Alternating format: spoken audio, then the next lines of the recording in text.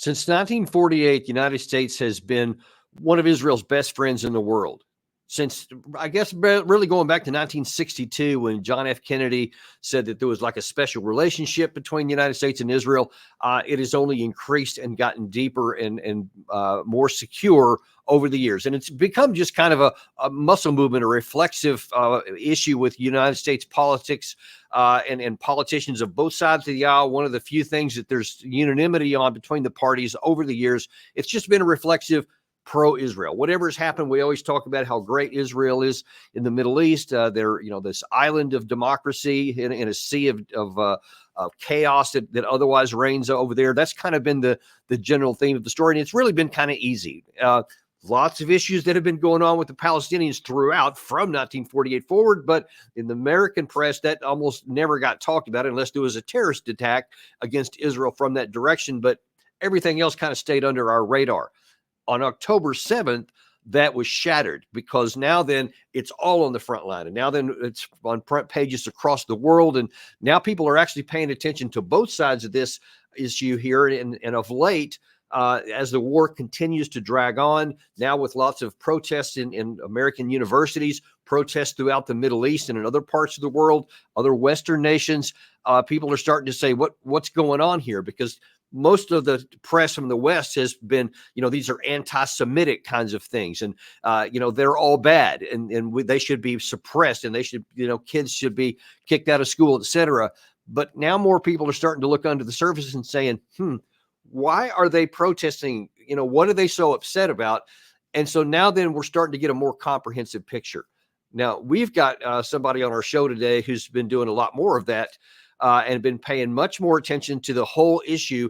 And he's come to the conclusion that this reflexive support of the United States towards Israel without questioning anything is not good either for Israel or for the United States.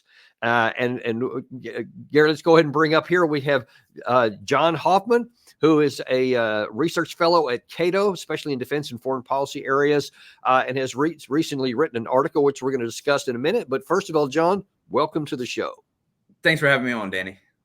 Listen, this is kind of a controversial issue, and it makes some people uncomfortable to even talk about, because there has been this reflexive muscle movement memory kind of thing to where we just automatically say everything Israel does is fine. But as you've said in a recent article here, maybe it's time to actually examine a little bit more carefully what's going on. Yeah, no, absolutely. So I think, really what I'm trying to get at with this article is bringing the discussion back to first order assumptions, saying, what is the history here of this quote unquote special relationship? Why is there this reflexive support? And what, if anything, does this reflexive support yield for the United States, yield for Israel, the Palestinians, the Middle East? So it's trying to bring this back to respark a broader discussion. Well, I think that you've certainly succeeded at doing that. I know this is getting lots of traction on X and several other platforms. And we want to take a look, first of all, at just kind of some of the things that you were writing in there and kind of get you to expound on a couple of the points. And then we're going to actually go to see, how some of this is actually playing out on the media, what their various spokesmen are saying, and just how things are being viewed around the world. So I especially want to get your views on that. But first of all, let's jump into a couple of things specifically that you wrote. One of the ones kind of up toward the front is, you said the Biden administration has said it opposes an invasion of Rafah, that's an area in the southern part of the Gaza Strip, without a credible and executable plan for ensuring the safety and support of the civilians. In an interview with MSNBC, Biden spoke of a red line in response to a question about possible military operation in Gaza, saying we cannot have another 30,000 or more Palestinians dead, end quote. But he then immediately stated that the defense of Israel is still critical, so there's no red line. This incoherence not only negates Biden's leverage, but also binds Washington to whatever policies the far-right government of the Israeli Prime Minister Benjamin Netanyahu ultimately adopts. Now, what is the big risk of that to the United States, and how is that a strategic liability for America? Yeah, so I think, the impending or looming, possible invasion of Rafah, like has correctly been pointed out as, likely to be the deadliest part of what we have seen so far in the past 7 months. And, when Biden talks about these ethereal red lines, but still stamps approved 100 arms sales since October 7th. Now they just passed the new, multi-billion-dollar package, aid package to Israel. It really demonstrates that there is no red line here. And what I was trying to raise with this specific assertion was, by tying ourselves to the hip with Israel and refusing to use any sort of leverage or, real pressure on Israel, the United States is essentially binding ourselves to whatever decision Netanyahu makes. Whether he moves into Rafah and just immediately begins a scorched earth campaign, the United States will be there right alongside him. And why do you propose that's a problem? Because a lot of people are going, yeah, what's wrong with that? That's exactly what we should do. Yeah, well, I think the biggest problem is, and you on a recent interview, explained it really well. The idea of moving into Rafah and somehow achieving quote unquote total victory over Hamas is not only, from a military perspective, near impossible. I remember in your interview, you were talking about just the intensity of urban combat, the amount of places for insurgents to hide. How do you identify who is and who isn't Hamas? But, by all of these indiscriminate actions taken by the Israeli government within Gaza, you're fueling the sources of armed resistance, of terrorism, so on and so forth. So, and there has not been, the United States has admitted, in the past couple of days, they still don't see a credible path towards protecting civilian life amidst any possible Israeli invasion of Rafah. So, this seems like a recipe for disaster. Now, I've seen some reports that suggest that Netanyahu actually already wanted to have done this by now, but that apparently behind the scenes, the Biden administration officials have put some brakes on it. Do you know anything about that? And just based on what you've seen, do you think that that's a temporary situation, or if push comes to shove, might they go forward anyway? So I've seen a couple competing, narratives here. I've seen one, that the United States is behind the scenes trying to pressure Israel not to do this, presenting their, Israel, Saudi, mega, for normalization as, a substitute for going into Rafah. I've seen it framed. I think it was Tom Friedman who framed it in his New York Times article. Netanyahu has to choose Rafah or Riyadh. But I think also, I've seen a lot of, competing narratives saying, Netanyahu and his team likely recognize how, much of a catastrophe an invasion of Rafah would be, especially, for Israeli forces too. Yeah.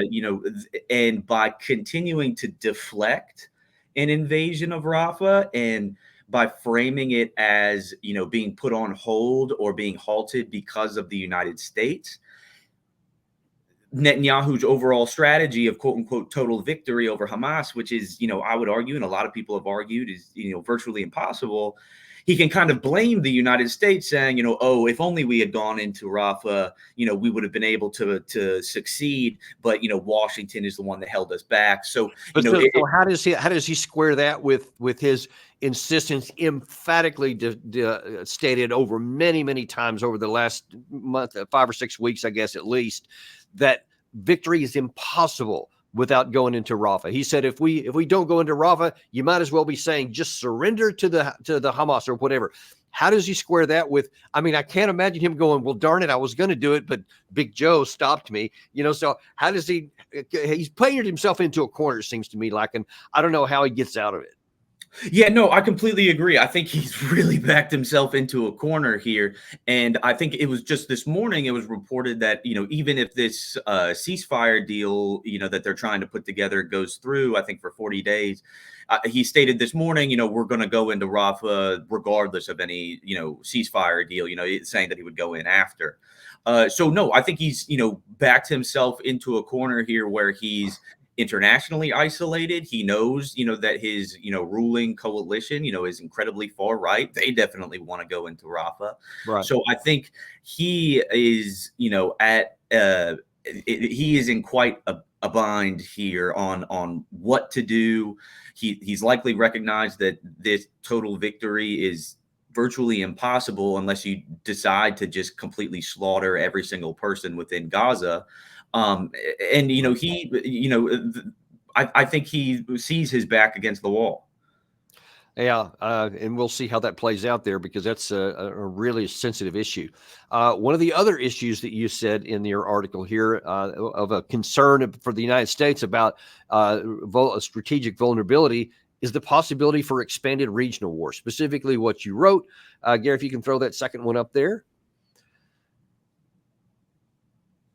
Was you said Washington's unwavering support for Israel amid war in Gaza has also disastrous regional ramifications. From the eastern Mediterranean to the Red Sea to a series of different flashpoints risk dragging the region and the United States into full-scale war. And ironically, in the Wall Street Journal, I think it's this morning, actually, they seem to be saying, yeah, that's really a great idea. The title here is that Hezbollah stumbles into war of attrition, but then you see the subhead there: Lebanese group isn't ready for larger conflict. Israel shouldn't let that opportunity go to waste. And then inside the article, they write, Israel therefore must press its advantage and exploit Hezbollah's mistakes of launching a war of attrition. Whatever happens in Gaza, Jerusalem must continue to hit the group, its asset, especially in Lebanon. If Israel accepts a ceasefire with Hezbollah, the group will continue to build its war machine until it's ready to use it to imperil the Jewish state one more time. All but saying Israel should attack and invade into Hezbollah, which could, of course, spark a wider war. And I know that there are many in the Israeli government who have openly said that's exactly what they plan to do. And on that point, and just kind of a sub question here before you get the bigger one here, what is your assessment of the contention that whether there's a ceasefire or not a ceasefire, once Israel, quote, finishes off Rafah, and it declares anyway that they've defeated the last 4 battalions, that they're going to roll north into Hezbollah anyway? What do you think of those claims? Well, so on the first point of the risks of this evolving into a full scale war, I didn't see that headline from Wall Street Journal this morning, but yeah, no, this is terrifying. This whole conflict, this arc of escalation that we've seen from Lebanon, Syria, Iraq, Yemen, now between Israel and Iran directly, there's really risk spiraling out of control. And what we've seen over the past 7 months is just a continual rolling of the dice, kind of a crossing, our fingers, saying, hopefully, this doesn't lead to the other side, viewing this as an actual, act of, war against one another. And what we see too is with all of these different flashpoints, all of these different actors involved, whether it be Hezbollah in Lebanon, the militias in Iraq and Syria, now between Israel and Iran directly, the Houthis down in Yemen, all these different flashpoints and all the actors involved really raises the risks for miscalculation. And, all of these flashpoints really have the escalatory potential to spiral out of control. On the part about whether Israel will push into Lebanon, even if they reach some sort of agreement in Gaza, I think that still remains to be seen. I would hope for the region's sake, for Israel's sake too, that they would see this as not beneficial to their own interests. This would further destabilize the Middle East considerably. Hezbollah is not Hamas. Hezbollah is much more capable than Hamas. This would likely result in a lot of Israeli casualties as well. I think we've seen over the past 7 months 260 or so members of Hezbollah killed, and then I think the number was like 15 Israeli soldiers and then another 15 Israeli civilians killed, but with this tit for tat exchanges. So we've already seen that this has the potential for violence on both sides, and this spiraling out of control would likely ratchet this up to a new level. And then, of course, you have all the pressures of potential the United States getting involved, which we already have done, not just in the Red Sea, not just against the Houthis in Yemen, but also directly against an Iranian attack.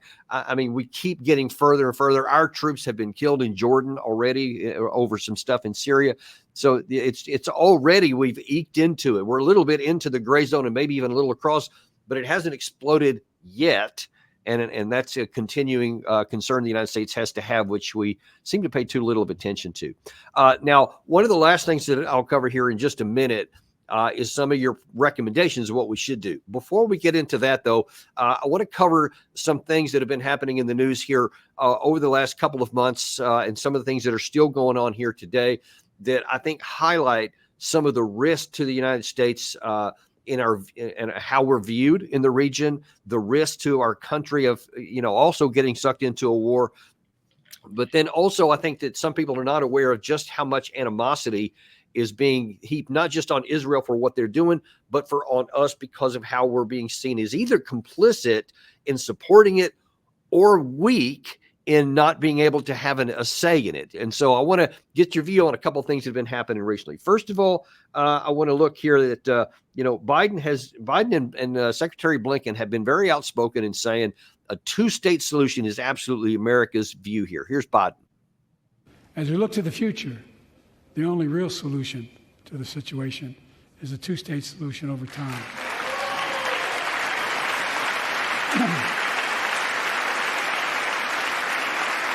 And I say this as a lifelong supporter of Israel. My entire career, no one has a stronger record with Israel than I do. I challenge any of you here. I'm the only American president of Israel in wartime.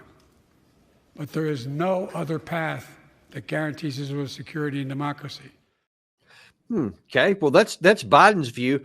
Secretary of State Blinken, who's now made many trips to the Middle East, threw his 2 cents in. But with regard specifically to normalization, the Crown Prince reiterated Saudi Arabia's strong interest in pursuing that. But he also made clear what he had said to me before, which is that in order to do that, 2 things are required: an end to the conflict in Gaza and a clear, credible, time-bound path to the establishment of a Palestinian state. So now here's my problem, John, and I want you to comment on how you view it and if you have any knowledge of how others in the region view it as well. You see that emphatic, and I could have put as probably 4 or 5 more where Biden himself said a two-state solution is the American policy, and certainly Blinken and some others. But then you hear this from Netanyahu.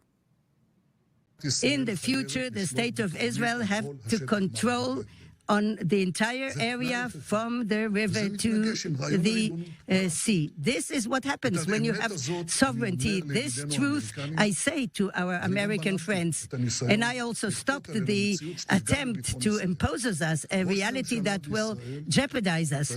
A prime minister in Israel has to be able to say no, even to the best of friends. So he's very outspoken in saying, I'm just going to say no. So you keep saying two-state solution, and I keep saying no. How's that going to work out? Yeah, so there's a complete disconnect between, the rhetoric that the United States is putting out and, what Israel's ruler is saying. And there's also a complete disconnect between what the United States is saying and the actual policies that it's pursuing. It talks about this pathway towards a two-state solution. Okay, well, let's look at this rhetoric that's coming out of Israel from Netanyahu. He says that he needs to control everything from the Jordan River to the Mediterranean Sea. He has repeatedly reiterated how proud he is to have historically prevented a two-state solution. He has lobbied his own party and the Israeli public more generally by saying he and he alone is the one capable of preventing a two-state solution. So we see a complete lack of intention on the Israeli side to ever move towards a two-state solution. Then when we see this rhetoric coming out of Washington, we see, what policies has the United States done to work towards a two-state solution. I see 100 arms sales since October 7th. I see, continuous U.S. vetoes at the UN Security Council to halt the violence. I see the United States, it's laughable because, it's not just myself who sees this. It goes back to your point that you were making before asking this question is how does the region view this? How does the world view this? They see this hypocrisy. They see this empty rhetoric. And, this is undermining U.S. interests, America's image for generations, and we've seen across the Middle East in the past several months, we've seen widespread protests. We've seen an outpouring of anger towards the United States. Mark Lynch, a professor over at GW, put out a really good article in Foreign Affairs called "The Coming Arab Backlash," and I agree with him. This is at some point, and these are, here's some protests here in Israel. There is such wide anger and discontent right now that the idea that this isn't going to come blowing back in our face, whether now or later, is just incorrect. Yeah, and I guess that gets back to the thesis of this whole show and your article, is that there is a strategic vulnerability for the United States to keep doing this. I get it that it's been. I think you even used the phrase in the article at one point that there's like this muscle memory towards reflexive whatever Israel says we just go with, and there really hasn't been any blowback until this war has broken out, and now it's just exploded and killing so many thousands of Palestinians. I think that's been the real difference in the past. Would you agree with that?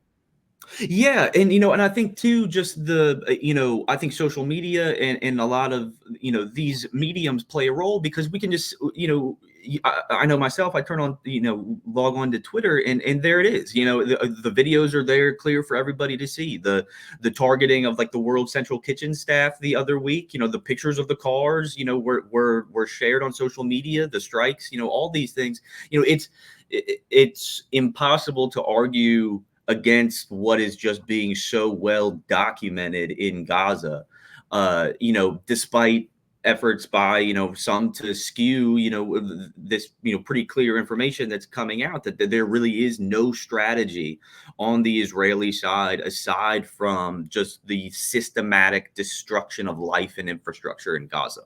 And now I will take issue with one thing you said there, because you said it's impossible to argue.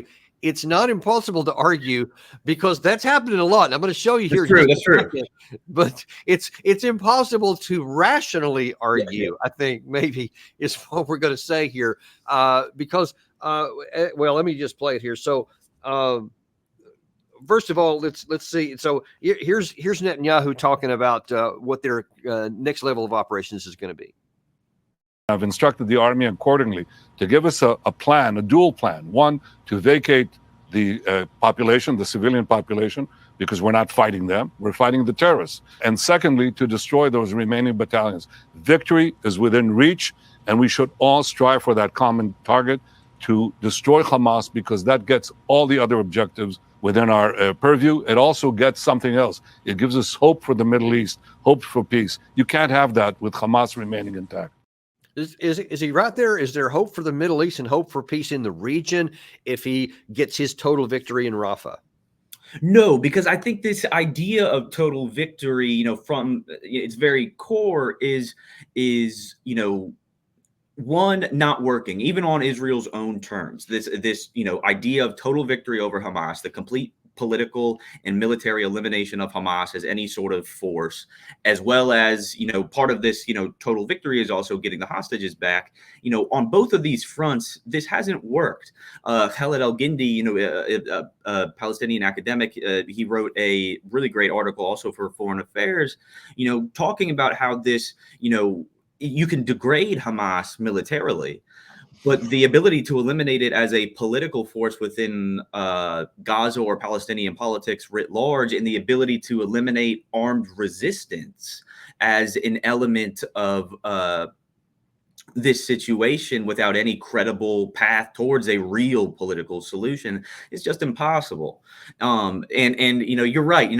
I shouldn't have said it's impossible to argue that against this. It's impossible to rationalize in a logical manner against this. You're right. Yeah. And so no, what we're seeing is this path to quote unquote peace in the Middle East is this finishing up the job in Gaza, and brokering this grand mega deal between the United States, Israel, and Saudi Arabia, which has been presented as a way to preserve a two-state solution, balance against Iran, counter China's ambitions in the long term, cure world hunger, and they're just throwing so many things in here. Yeah. But no, when you just take a step back and look at this, none of this really adds up. Yeah, and so speaking of things not adding up, or maybe they are adding up just in a way that's disturbing. It may be a better way to put this. So now I'm going to show you kind of a series of different clips here in different statements, and what I think that this really underscores, and one of the things I want you to speak on as we go through here is what kind of a impact, harm does this do to American credibility, America's reputation, and therefore our ability to do anything elsewhere in the world and hold people accountable when they do things that are wrong, when they see us turning a blind eye to things like this? So first of all, here's Netanyahu just a few days ago basically saying how he's a victim. We see this exponential rise of anti-Semitism throughout America and throughout Western societies as Israel tries to defend itself against genocidal terrorists who hide behind civilians. Yet it is Israel that is falsely accused of genocide, Israel that is falsely accused of starvation and all sundry war crimes. It's all one big libel, but that's not new. We've seen in history that anti-Semitic attacks were always preceded by vilification and slander.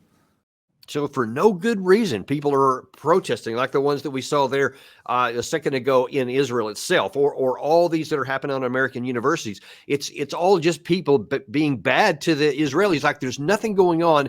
And he specifically cited in there how it was libelous and lies that they're starvation because there's no truth to it. Now, here's something that happened on, this is on MSNBC on April 7th. So what is that? More than 3 weeks ago. Here's what they said then. Right now, the entire population of Gaza, 2.2 million people, do not have enough available calories. Half the population, 1.1 million people, are on the brink of acute starvation, and famine is projected to take hold in northern Gaza anytime between now and May. This is all according to a UN-backed report by the IPC, the Integrated Food Security Phase Classification. That assessment was from mid-March, by the way, and less than 3 weeks later, the situation has escalated dramatically. In a government cable obtained by the Huffington Post, a group of humanitarian experts from the U.S. Agency for International Development are warning that famine is already likely happening in parts of Gaza. Goes on to say that the spread of hunger and malnutrition in Gaza amid Israel's offensive is, quote, unprecedented in modern history, and that the pace of hunger-related deaths will accelerate in the weeks ahead. Okay, that was 7 April. Now then on 24, 25 April, it got worse. Check this out. Situation in Gaza is extremely worrying. We all know that we are getting closer by the day to a famine situation.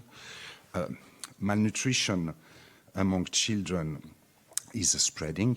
Okay, we estimate 30% of children below age of 2 is now acutely malnourished or wasted. And 70% of the population in the north is facing catastrophic hunger. There is reasonable evidence that all three famine thresholds, food insecurity, malnutrition, and mortality, will be passed in the next 6 weeks.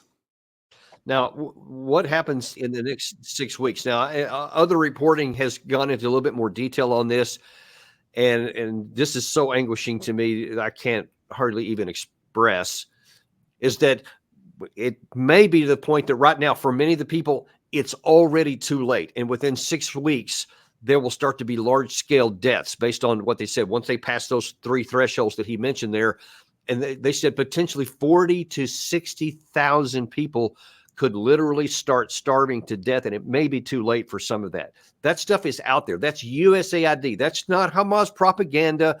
That is our own governmental agency reaching these conclusions along with other independent viewers. Now, when you hear Netanyahu saying it's all liable, it's liable, it's not even true. There's no hunger going on. We're not doing anything to stop them. But they say emphatically, and yet our own government, this State Department also has said that there is evidence where Israel is specifically blocking the food.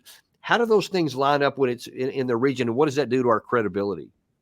Yeah, it is our own government who are raising these alarms. Why would we be?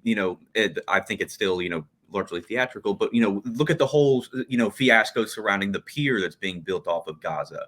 Why is it that the United States is raising these objections? Saying that food isn't and food and resources aren't getting to the people of Gaza. So we're going to build this pier. It's being blocked by the government that you are actively supporting. So now you're trying to, circumvent a blockade that you're, essentially subsidizing. But no, what this does to our credibility around the world is it destroys it. It destroys any semblance of an American-led or a Western-led rules-based order. People see the hypocrisy between, U.S. statements, say, on Ukraine, which you've done a really great job covering on this show. And, they see, U.S. rhetoric regarding Ukraine, and then they see U.S. actions in places like Gaza. And it just shows this hypocrisy at such a global scale that it's undermining America's image to really present itself as any sort of, neutral actor, or, and it provides ammunition for, our adversaries to also say, see, this is what the United States and their rules-based or liberal world order, whatever you want to call it, this is what it's always been all about. So, it's undermining our credibility. It's undermining our ability likely in the future to manage conflicts or to de-escalate conflicts, particularly in the Middle East. And this is going to have generational ramifications that I think people like Biden and some of the older guard in DC just either don't care or aren't aware of. Well, and here's what's going to exacerbate that situation. Just the facts out there that I've already shown you already has caused that damage. But it gets even worse when at a State Department briefing on the 25th of April, so just a couple of days ago, about 5 days ago, I'm sorry, the State Department official, Mr. Patel, was asked specifically about this, and what did the United States do to it? Now, listen how forcefully and, we're going to launch into action. Well, not really. Here's what he said. David Satterfield, Envoy David Satterfield, in his last appearance, warned that there's a strong possibility of famine in the north of Gaza. Yesterday, Giancarlo Siri, the head of the WFP, he says we're 6 weeks away from famine. Are you aware of these reports? And what is the position of the United States in terms of having some sort of urgent plan to deal with this? Well, Said, I'm pretty sure I'm aware of these reports because I was standing right there when David Satterfield said them. Right. You saw the ambassador speak pretty clearly about the positive steps that we are seeing on the humanitarian ecosystem, things that we believe are moving in the right direction. Some gates opening up, some ports opening up, some additional flows of trucks. But I cannot stress this enough, and I'm sure if the ambassador was here with me, he would say the same thing. More needs to be done. Absolutely, more needs to be done to avert this pending crisis in Gaza. We need more deconfliction mechanisms in place. We need aid entering at a higher rate. We need all of these things to happen, and we'll continue to push our partners in Israel. We'll continue to push other partners and other humanitarian actors to do so. The specific question he was asking is, what urgent steps will the United States take to prevent this kind of literally large-scale death-causing incident? And what do we say? Well, we've really tried to push back a lot here. And he went on to say after that, I did cut it off after that, but that they hired some new woman to start a new section of the State Department to look into this further. All it takes is for the president to pick up a phone and saying, damn, baby, get this done, get this fixed. What the hell's going on over there? Something like that. Decisive leadership at the top level.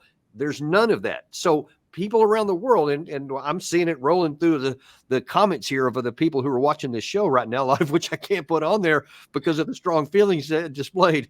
But and I assure you, that's very symptomatic of what we see across the board here, that people say you're just sitting passively by while your own people tell you thousands of people are about to starve to death. And I mean, going back again to the thesis of your article here, this is causing enormous harm to the United States strategically because of our inaction.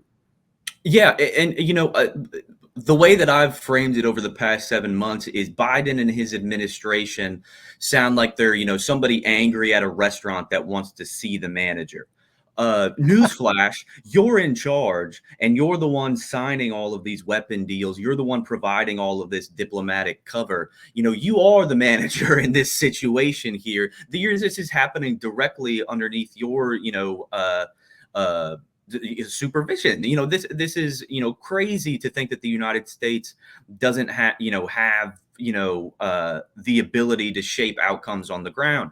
And it's been 7 months of like you and myself, of slamming our heads against the wall, and I kind of want to go back to that quote by Bill Clinton, who's the effing superpower here? We're being, led by the nose here by a state that is clearly pursuing policies contrary to our strategic interests, clearly very contrary to the values that we claim to stand for as a nation.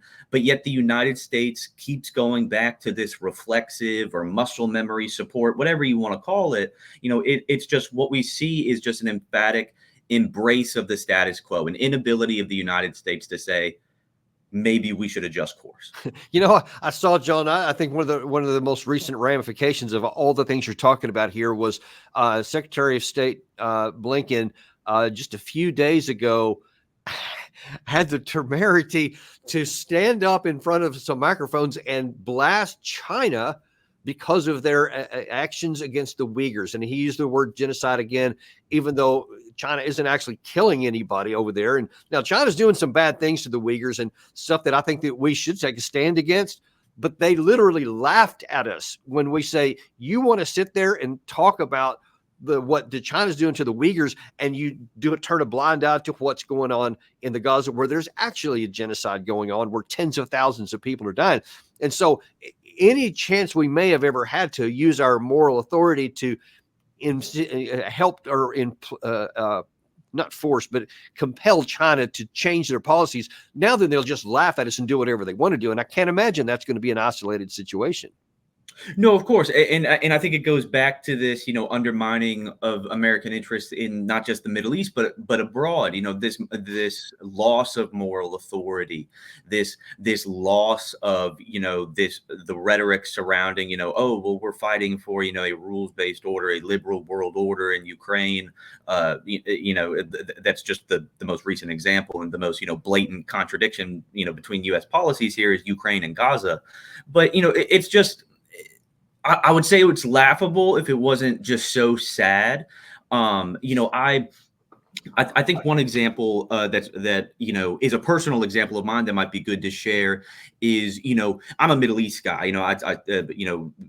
Academic background in Middle East, everything Middle East. There's a lot of people who, are in the Middle East, other academics and so on and so forth, that really don't want to work with people from the United States right now, people that I've typically, worked with in the past and stuff like that. They said, we don't want to be associated with anybody from the United States right now. And to me, that was really shocking, because it said, look at what the United States is doing to the image of, people, even myself that have no association with the government. People just don't want to be associated with the United States right now. Wow, that is troubling. I mean, at the government level, I can understand, but typically that are willing to engage with other Americans, especially those who are trying to shine a light on things that are telling the truth. But that is indicative of maybe just how deep this is running here. And I keep seeing on mainstream media, especially a lot of the coverage of all of these protests at universities throughout the United States, they seem to be sticking with the deal that this is an anti-Semitic thing and that it's anti-Israel. Not even talking about the policy issues, not talking about, even though the students themselves are emphatic about saying it's because of how the Palestinian people are being treated. There is this fringe among some of these supporters of the protests where they're actually saying pro-Hamas kind of thing, and man, the news zeroes in on those and ignores the vast majority who just care about the people, and so we're not doing ourselves any favors, even on the home front. Yeah, no, of course, there are some, protesters, among these groups that, either A, just don't really know what they're talking about, they're college students, or B, or might just be repeating things that, they've heard from others. But no, the vast majority of these protests are in protest of Israel's policies. And, this label of anti-Semitism, this label of being anti-Semitic, if I had $1 for every single time I've been accused of being anti-Semitic since October 7th because of my writings, I'd probably never have to work again. But what these students are showing is a tremendous popular discontent with U.S. policy, with Israeli policy towards the Palestinians. And what I hope this shows the United States government is that the tide is turning, especially generationally. Even if people like, the old guard don't want to change course, people in my generation and the generation below me, this will likely have a transformational effect on how we view U.S. engagement with the Middle East, with Israel, with the world more generally. And I think, I think these protests are, a sign of times to come in terms of change policies once, the kind of the old guard, the Brett McGurks of the world, the Joe Bidens of the world, leave their office. Yeah. And of course, what just anguishes me is that, as we mentioned a minute ago, whatever happens in Rafah is not going to end the world. There will be no military victory, no matter what Netanyahu says. The instability will continue on, and I fear what may happen as we continue to go forward, because now then they've already fought a war. They will have spent whatever the number is by then, 7, 8, 9 months. And then what? They got to figure out what to do next, because they have nothing but wreckage and no apparent path to create even stability, much less peace. And so this could get a lot worse. Now, I want to turn now, though, to toward the end of your article there, where you at least put out some suggestions for what we could do. So if President Biden decides he wants to watch this show, and we certainly hope that he does, I'm actually going to tag him on this at the end, by the way, not a joke. So if he happens to tune in here, here's what you wrote in your piece here, that it's time to normalize the United States relationship with Israel. This does not mean making Israel an enemy of the United States, but rather approaching Israel the same way that Washington would approach any other foreign nation, from arm's length. No longer would decisions about military aid, arms sales, or diplomatic cover be rooted in a path to dependency or muscle memory, but rather in officials' perception of the U.S. interest at stake. How? Because I think elsewhere in this article, you talk about how we treat other allies and other friends, and it's not reflexive here. So if you could tell us a little bit about how that works and what we should be doing, how that should translate into policy right now. Yeah, of course. And this is kind of, the argument that I've been making, and, that some people have, accused my writing of. They said, oh, you want to make Israel an enemy of the United States? No, I'm saying it's time to normalize our relationship with Israel, treat it the way the United States should treat any other state on planet Earth, which is from arm's length and from a perspective of U.S. interests, even with U.S. treaty allies, France, Japan. There's a push and pull. There's a give and take here in these relationships. But with Israel, what we've seen is just continuous give. There is no take here. It's very unidirectional. So what I'm calling for, here is a recognition that the United States should, approach Israel just the way it approaches any other state. I think, Jefferson said it best, when he was, summing up how the United States, foreign policy should operate. He said, peace, commerce, and honest friendship with all nations, entangling alliances with none. And, that is and then you got to add Washington saying, don't have permanent enemies or permanent friends. Keep it all at arm's length. Keep it all at arm's length. There needs to be this ability to differentiate between American and Israeli interests. They are not the 51st state. With the United States facing the global context that it faces today, we're deeply involved in Ukraine. We're tensions between China and Taiwan are heightening by the day. We're continuing to get sucked into the Middle East. At home, we're $34 trillion in debt, running $2 trillion a year deficits, incredibly polarized here at home, coming up on an election that is likely to be very dicey. On the list of priorities, subsidizing Israel's disastrous military campaign in Gaza should be way down on the list here, to put it One nice. might even say off the list. But at least lower down. At least at the very least lower down. I mean, the notion that the United States can be everywhere doing everything all at once, especially supporting such horrible things like what's happening in Gaza, is ultimately what I think is going to be our ruin.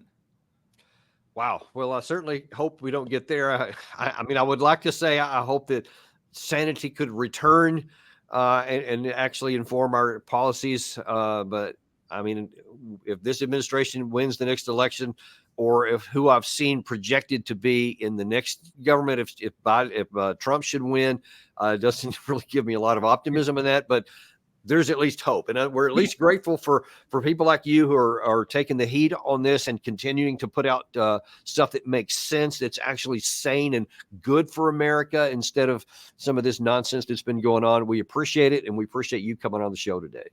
No, thank you for having me on, Danny. Thank you for everything that you do with your show. Thank you. I appreciate you saying that too. And we also thank you guys for coming on, because like you see with this show here, we remain unintimidated and uncompromised in bringing the truth. Even if it makes people uncomfortable, they deserve to know the truth. And as I said a minute ago here, I'm actually going to tag this to the President of the United States today. I'm going to send this out there so that he sees there is another path, another possibility, instead of going down a bad road here, and ask you to do the same thing.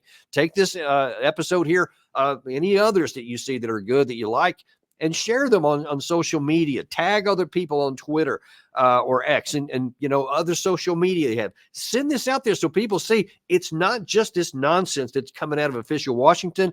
Some in America are actually trying to do something about it. And we appreciate your participation with us, because we are, folks, genuinely all in this together.